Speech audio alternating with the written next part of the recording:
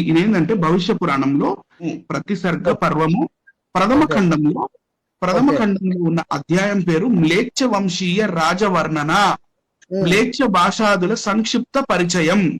Okay కలి ఎన్నో కారణాల వల్ల యుగాలన్నిటిలో నీవు శ్రేష్ఠుడవు కాగలవు. ఇక నీదే రాజ్యము. నేను అనేక రూపాలు ధరించి నీ కోరికను తీర్చగలను.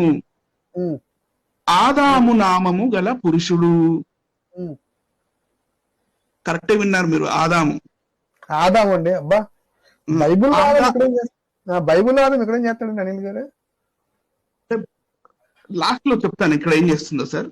ఓకే ఓకే, సరే సరే. ఆదాము నామము గల పురుషుడు హవ్యవతి ఈవ్ అను స్త్రీ ద్వారా మ్లేచ్ఛ వంశాలను వృద్ధి చేయగలను. ఎవరు? కలిపురుషుడు చేస్తారట. ఓకే అని ఆశీర్వదించి భగవంతుడైన శ్రీహరి, ఎవరు? విష్ణు. ఓకే ఓకే ఓకే అని అంటే బైబిల్ ని ఆరీకరణ ఇలా చేశారనమాట.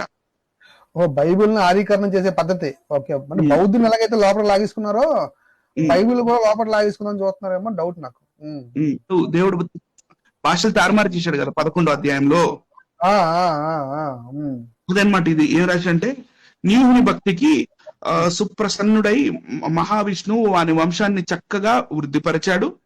వేదవాక్యాలు సంస్కృతము కనిపించని భాషగా, అంటే non Aryan language, non Sanskrit language ఎలా పుట్టిందో చెప్తున్నాడు ఇక్కడ. కనిపించని భాషగా మ్లేచ్ఛ భాషను ఆయన సృష్టించి పోషించాడు.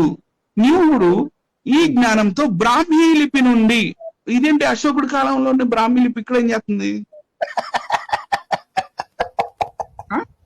నీవుడు అంటే నోవా ఏం చేశాడంట, నీవుడు ఈ జ్ఞానంతో బ్రాహ్మీ లిపి నుండి దానితో ఏమాత్రము పోలిక ఉండని లిపులను సృష్టించాడంట. అంటే బ్రాహ్మీ లిపి నుంచి ఈ మిగతా యూనిఫామ్స్ గానీ, ఈజిప్షియన్ హైరోగ్లిఫ్స్ గానీ, లేకపోతే మిగతా ఏ లిపులు ఉన్నాయో ఆ లిపులన్నీ బ్రాహ్మీ నుంచి తయారు చేశాడట.